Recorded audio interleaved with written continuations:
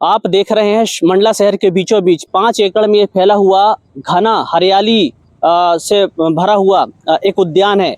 और यहाँ पर अभी के समय में पंछी परिंदे चहचहा रहे हैं, यहाँ पर उड़ रहे हैं और हरियाली चारों तरफ दिखाई दे रहे हैं, फूल के बागान दिखाई दे रहे हैं और अलग अलग तरीके की यहाँ पर जो पौधे हैं, फूल हैं, पेड़ हैं वो दिखाई दे रहे हैं। लेकिन कुछ ही समय में ये पूरा जो उद्यान है 5 एकड़ का ये जमींदोज होने वाला है। और शासन प्रशासन का कहना है कि ये विकास की जरूरत है, लेकिन यहाँ पर कुछ लोग मौजूद हैं, उनका कहना ये है कि हमारी सांसों को छीन के अगर विकास किया जा रहा है तो क्या ये उचित है। जी हाँ, मैं उसी उद्यान में भी मौजूद हूँ जो मंडला के अंदर 5 एकड़ में फैला हुआ है और यहाँ पर एक प्राणवायु का काम ये कर रहा है, लोगों के अंदर फेफड़ों का काम कर रहा है। और ये जो मंडला के अंदर जो उद्यान फैला हुआ है ये बहुत वर्षों से यहाँ पर लोगों को प्राणवायु देने का काम कर रहा है। लेकिन अभी शासन प्रशासन की प्लानिंग यहाँ पर बनी हुई है कि 5 एकड़ की इस जमीन पे संयुक्त कलेक्टर का कार्यालय यहाँ पर बनना है और शासन प्रशासन के द्वारा पूरी तैयारी कर ली गई है। टेंडर की प्रक्रिया भी यहाँ पर पूरी कर ली गई है। कुछ ही समय में यहाँ पर बुलडोजर की आवाज, यहाँ पर बुलडोजर का गड़गड़ाहट यहाँ पर आने वाली है। जो काफी सारे पर्यावरण प्रेमी है वो यहाँ पर उभर के आ रहे हैं और उनका विरोध भी यहाँ पर देखने को मिल रहा है। लोग इसका काफी विरोध कर रहे हैं, लेकिन शासन प्रशासन कह रही है कि विकास की ओर एक अच्छा कदम है। लेकिन मैं ये पूछना चाहता हूं कि ये जो पूरा उद्यान है, हरा भरा उद्यान है, इसको उजाड़ने के बाद में क्या शासन प्रशासन के पास में किसी हरियाली का कोई प्लानिंग है या फिर ये जो मुद्दा है ये फिर से शासन प्रशासन के फाइल में दबकर जमींदोज हो जाएगी। अभी हमारे साथ में कुछ यहाँ पर पर्यावरण प्रेमी और समाज सेवी जुड़ रहे हैं, हम उनसे चर्चा करना चाहेंगे उनका इस मुद्दे पे क्या कहना है। हम लोग अभी इसी उद्यान में है जो कि उजड़ने के कगार में है। हमारे साथ में अभी यहाँ पर आम आदमी पार्टी के पूर्व जिलाध्यक्ष श्री पीडी खैरवार जी यहाँ पर मौजूद है, साथ में समाज सेवक भी हैं जिनको काफी ज्यादा दुख यहाँ पर हुआ है इस उद्यान के उजड़ने की प्लानिंग को लेकर। तो सबसे पहले हम चर्चा करेंगे पीडी खैरवार जी से। खैरवार जी, स्वागत है आपका हमारे चैनल में। और आप क्या प्रतिक्रिया यहाँ पर देना चाहेंगे, इस उद्यान के उजड़ने की प्लानिंग यहाँ पर प्रशासन की चल रही है? श्रीमान जी, सबसे मुख्य बात यह है कि बिगाड़ो उसी को जिस की तरह फिर से कोई समय आए तो बना सको। मुझे नहीं लगता कि इतना बड़ा उद्यान, इतने बड़े विशाल विशाल वृक्ष, हजारों वृक्ष प्रशासन फिर से कहीं तैयार कर सके, जिसका दावा प्रशासन करता है। दिक्कत यह है कि शहर की मुख्य जगह पर है, हृदय स्थल पर है, शहर के लिए ऑक्सीजन सिलेंडर का काम कर रहा है। शहरवासियों को एहसास हुआ होगा विगत कोरोना काल में कि अन्य शहरों की बजाय इस शहर में कोरोना का संक्रमण बहुत कम रहा है। मैं आपसे बता दूं, इस विषय को लेकर के हमको काफी तकलीफ है कि जब ये उजड़ जाएगा, आलीशान भवन बन जाएंगे, वो हमारे हित में बनेंगे, परंतु उनके लिए भी प्रशासन चाहे तो विकल्प मिल सकता है। विकल्प ऐसे मिल सकता है, शहर के इर्द गिर्द या सिर्फ शहर के बीच में 1-2 स्थान ऐसे हैं जहां पर सिलेक्शन किया जा सकता है इस स्थान का। और शासकीय जमीन भी है, जैसे टीसीपीसी वाला एरिया यहाँ पर बीजे तिराहे में है। और चल करके प्रशासन चाहे तो सिविल लाइन जो है ना, दर्जनों क्वार्टर्स बर्बाद हैं, तोड़ करके जगह ले सकती है। चल करके कारीकोन से आगे अहमदपुर रोड में वनवासी सेवा मंडल की भूमि भी बताई गई है, लगभग 15-14 एकड़ वो भी है। और भी प्रशासन के पास क्या नहीं है, परंतु प्रशासन जिद पर अड़ा हुआ है कि हमको यही जगह सिलेक्ट करना है, जो ठीक नहीं है। भविष्य की सांस है हमारे लिए, भविष्य की हवा है हमारे लिए, भविष्य के लिए पर्यावरण है हमारे लिए ये, इसलिए हमको दुख होता है। हम लगे हुए हैं, आखिर पर्सनल किसी भी तरह से इसका कोई बेनिफिट है नहीं हमको, परंतु सार्वजनिक हित में, जनहित में हम लगे रहेंगे जब तक हमको सफलता ना मिले।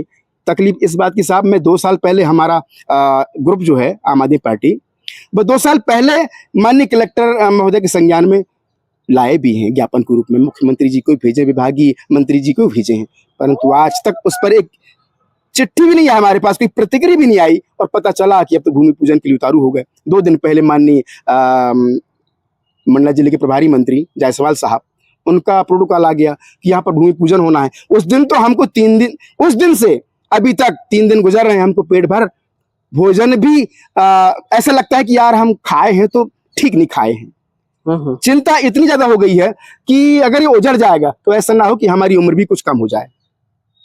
बिल्कुल सही बोल रहे हैं आप। आपकी अकेले उम्र नहीं, सबकी उम्र यहाँ पर कम हो सकती है, क्योंकि एक प्राणवायु का ये काम कर रहा है। आप ये बताइए कि बाकी जो सामाजिक संगठन या राजनीतिक संगठन है वो आगे क्यों नहीं आ रहे हैं? आ रहे हैं। क्या है कि कुछ लोगों के ध्यान में है, कुछ लोगों के नहीं है। जैसे जैसे मीडिया, सोशल मीडिया और जनचर्चा के माध्यम से बात फैल रही है, ध्यान में आ रहा है, लोग आ रहे हैं। पर दुख का विषय है कि सत्ता पक्ष के लोग नहीं आ रहे हैं। पता नहीं क्या डर है उनको, क्या उनको सांसें नहीं चाहिए। हम उनसे आग्रह करेंगे कि यह सत्ता पक्ष के सरकार का विरोध बिल्कुल भी ना समझें।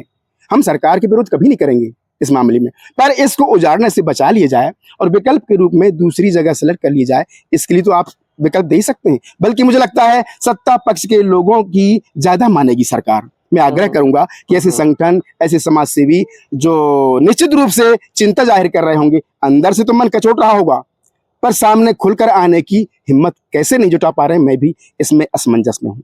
जी, अभी कुछ आप पॉइंट दीजिए जिससे कि ये उजड़ने से रुक जाए। ऐसा कुछ आपके पास में ऑप्शन है या कुछ आप लोगों को बता सकते हैं एग्जांपल कि किस का ऐसा कुछ क्या करें कि ये उद्यान उजड़ने से बच जाए? देखिए, सिर्फ अगर सरकार शासन प्रशासन मानता है कभी, तो जनता की, और सबके सामने है, जनता की भी आजकल कोई नहीं मानता, क्योंकि जनता एक बार वोट दे देती है, वहीं तक जनता की मानी जाती है। वोट देने के बाद नर्मदे हर। तो कहने का मतलब ये है कि जनता अगर चाहे एक साथ सामने आ जाए, विकल्प बताए शासन प्रशासन को कि इसका विकल्प है साहब, यहाँ पर संयुक्त कलेक्ट्रेट भवन ना बनाकर कहीं और बनाया जा सकता है। भविष्य में 50 साल बाद टारगेट लेकर अगर आप बना रहे बिल्डिंग को, मंडला के अंदर यातायात का दबाव कितना पड़ेगा आप समझ सकते हैं। अभी कभी ऐसा वक्त आता है तो घंटों जाम लग जाता है, पर 50 साल पहले इस क्षेत्र में जाम का क्या होगा अगर कलेक्ट्रेट भवन बन गए यहाँ पर। तो मैं तो यही समझता हूँ कि जनता को आगे आना चाहिए। जब तक जनता आगे नहीं आएगी, अपनी बातों को मनवाएगी कैसे? और दूसरा कोई आधार नहीं है। वैसे जानकारी ये भी है कि माननीय उच्च न्यायालय में भी इस बात को हमारे समाज सेवी लोगों ने रिट के रूप में लाया है और माननीय न्यायालय ने भी स्टे दे रखा है। अब देखते हैं माननीय न्यायालय की सरकार मानती है या फिर मनमानी करती है। हमारे साथ में अभी यहाँ पर वरिष्ठ उद्यान तकनीकी अधिकारी यहाँ पर मौजूद हैं, श्री चंद्रगुप्त नामदेव जी। हम उनसे भी जानना चाहेंगे इस मुद्दे पर कि काफी बड़ा ये अभी मंडला शहर के लिए मुद्दा बन चुका है। नामदेव जी, अभी आपका स्वागत है हमारे चैनल पे, और हम आपकी भी प्रतिक्रिया जानना चाह रहे हैं, क्योंकि आपने यहाँ पर छोटे छोटे जो पौधे हैं उनको बच्चों की तरह पाला है, पोसा, और काफी बड़ा उद्यान आपके द्वारा यहाँ पर बनाया गया। लगभग 9 साल आपने यहाँ पर सेवा दिया है, तो अभी क्या आपके दिल में गुजर रही है और क्या आप कहना चाहेंगे शासन प्रशासन को? देखिए, सुनकर बड़ा कष्ट होता है कि यहाँ पर नवीन शासकीय इमारत का बनने का प्रयोजन है, यहाँ प्राकलन भी तैयार हो गया है, लेकिन मैं ये चाहूंगा कि किसी भी चीज को उजाड़ के एक नई चीज बनाई जाए। विकास सब चाहते हैं, मंडला का विकास होना चाहिए, लेकिन उसमें ये नहीं होना चाहिए कि हम एक चीज को विनष्टीकरण करके दूसरे का विकास का एक मुद्दा उठाएं। ये नहीं होना चाहिए। और भी भूमि है यहाँ पर हमारे मंडला शहर में, जो कि बहुत से पुराने भवन है, शासकीय भवन है, डिसमेंटल करके वहाँ पे बहुत पर्याप्त 2-2 एकड़ 3-3 एकड़ में एक बंगला रखा हुआ है। सिविल लाइन क्षेत्र में है और भी अन्य क्षेत्र में है।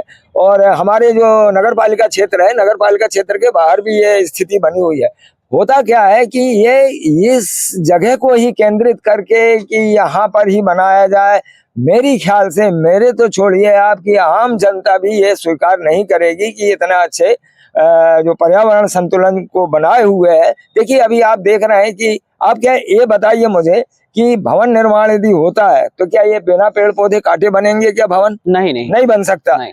अब ये बताइए कि जब पौधे कटेंगे तो नुकसान होगा। अभी आप वर्तमान स्थिति देख रहे हैं, जलवायु परिवर्तन का स्वरूप देख रहे हैं। आज हमारी किसानों की जमीन जो अकारण वर्षा हो रही है, हमारी किसानों की जो फसल कट के रखी हुई है, धान कट के रखी हुई है, डूब रही है धान, बिखर गए हैं उसके दाने। ऐसा लगता है खेतों में जाके कि ये दाने नहीं बिखरे, किसान का जीवन बिखर गया है। तो ये जलवायु परिवर्तन का जो रौद्र रूप हम देख रहे हैं, सब इन्हीं के कारण है कि वनस्पतियां हमारी संतुलित नहीं है। हमको ज्यादा से ज्यादा पौधे लगाना चाहिए। योजनाएं तो इस तरह की आती हैं कि एक पौधा माता जी के नाम पे लगाए, माई की बगिया लगाए, लेकिन दूसरी तरफ उजाड़ना, ये तो न्याय संगत नहीं है। ये कहीं से भी उचित प्रतीत नहीं होता है। मैं ये चाहता हूँ कि कम से कम बनी हुई चीज को बनाए रखा जाए। इस गार्डन को बनाने के लिए बहुत मेहनत की गई है, बाहर से पौधे लाए गए हैं और उनको बच्चों जैसा ही स्वरूप में हम लोगों ने इसका पालन पोषण करके पौधे बड़े किए हैं। जल अभाव होने के कारण भी हम लोगों ने तेज गर्मी बरसात में ऊपर से छाया करके पौधों को तैयार किया है। ये देखने वाले लोगों ने इसको अनुभव किया है और महसूस किया है। जैसा कि हम देख पा रहे हैं, तमाम यहाँ पर मंडला जिले के पर्यावरण प्रेमी हैं और आम जनता है वो भी इस पे आक्रोश जाहिर कर रही है। और लोग इस पे आक्रोश जाहिर करने के साथ में ही उनका ये कहना है कि शासन प्रशासन ऐसा निर्णय ले कैसे सकती है। तो आपकी नजर में क्या हो सकता है, यहाँ पर पॉइंट ऑफ व्यू से आप बताएंगे कि शासन प्रशासन इसको क्यों बनाना इसी जगह पे चाह रही है? अब देखिए, उनका प्रशासन का तो जो भी सोच होगी वो मुझे ज्यादा विस्तृत रूप में जानकारी नहीं है, लेकिन आम जनता जो सोचती है, मेरे जैसा व्यक्ति जो सोचता है कि इसको जो जमीन खाली पड़ी हुई है, शासकीय भूमि है जहाँ मल्टी बनाई जा सकती है, मल्टी स्टोरी बिल्डिंग बनाई जा सकती है, वो जमीन को अधिग्रहित करके उसमें बनाया जा सकता है। हमारे उपनगरीय क्षेत्र जो महाराजपुर है वहाँ भी बनाई जा सकती है। आगे जाते हैं हम विंध्या क्षेत्र में, तो वहाँ टीसीपीसी का एक बहुत बड़ी जमीन है, मेरे ख्याल से 3-4 एकड़ जमीन पड़ी हुई है, वहाँ सब मकान ध्वस्त हो रहा है, डिसमेंटल करके वहाँ भी बनाई जा सकती है। तो एक नया स्वरूप भी मिल जाएगा और हमारे क्षेत्र का विस्तारीकरण भी हो जाएगा, जिससे व्यापारिक दृष्टिकोण से भी यदि हम सोचे तो वो व्यापार भी हमारा सुदृढ़ होगा, आवागमन सुदृढ़ होंगे। ये जगह एक जगह केंद्रित होने के कारण आने वाले समय में जो हमारी पीढ़ी आएगी आज से 10-20 साल पहले बाद में, वो उनको भी तकलीफ होगी। ट्रैफिक इतना घना हो जाएगा और सुलभ, हम देखते हैं बाहर के दूसरे जो नए जिले बने हैं, जैसे उदाहरण स्वरूप हम कटनी का उदाहरण ले लेते हैं। कटनी भी बहुत शहर से बहुत दूर बना हुआ है, जिला कार्यालय, जिला कलेक्ट्रेट, वहाँ सभी विभागों के ऑफिस है, माननीय न्यायालय का परिसर भी वहाँ पे बना हुआ है। तो इस तरह की कुछ नीति अपनाई जाए ताकि इसको बनी बनाई चीज को, उद्यान को संरक्षण दिया जा सके, बल्कि संरक्षण ना दे कर भी इसको और प्रगतिपूर्ण स्थिति में लाया जाए। हमारी सोच यही है। तो आप थे हमारे साथ में गार्डन सुपरिटेंडेंट श्री चंद्रगुप्त नामदेव। हमारे साथ में अभी गार्डन प्रभारी यहाँ पर है श्री पंकज मरकाम जी। हम उनसे जानना चाहेंगे कि इस मुद्दे पर उनका क्या कहना है। मरकाम जी, आपका भी स्वागत है हमारे चैनल पे। और हम जानना चाहेंगे, जैसे आपको भी अभी जानकारी हो गई होगी कि इस पे यहाँ पर काफी बड़ा भवन यहाँ निर्माण होने वाला है, क्या कहना चाहेंगे इस मुद्दे पे आप? सर, मैं जैसा प्रशासन के निर्देश होंगे और हमारे उच्च अधिकारियों के जो निर्देश होंगे, हम उसका पालन करेंगे। और निश्चित रूप से हमारे जो अधिकारी हैं उस पे हमने एक लेटर के माध्यम से एक मार्गदर्शन मांगा है और जैसा भी निर्देश उच्च अधिकारियों से प्राप्त होंगे हम वो करेंगे। नामदेव जी ने बहुत अच्छे से बताया किस तरीके से इस गार्डन को बचाया जा सकता है और अगर नष्ट होता है तो क्या फायदे हो सकते हैं, क्या नुकसान हो सकते हैं, ये सारी चीजें उन्होंने बताया। साथ में हमारे साथ में पीडी खेरवार जी थे, उन्होंने भी काफी सारे ऑप्शन इसमें रखे कि किस तरीके से इस गार्डन को बचाया जा सकता है। अब आप लोग भी निर्णय करें और जिस भी प्लेटफॉर्म पे आप देख रहे हैं इस खबर को ज्यादा से ज्यादा शेयर करें। भले आप लाइक ना करें चलेगा, लेकिन इस खबर को शेयर करें ताकि शासन प्रशासन है उस तक ये खबर पहुंचे और हो सकता है कि ये जो ध्वस्तीकरण है वो रुक सके। उड़न दस्ते न्यूज, मनोज यादव, मंडला।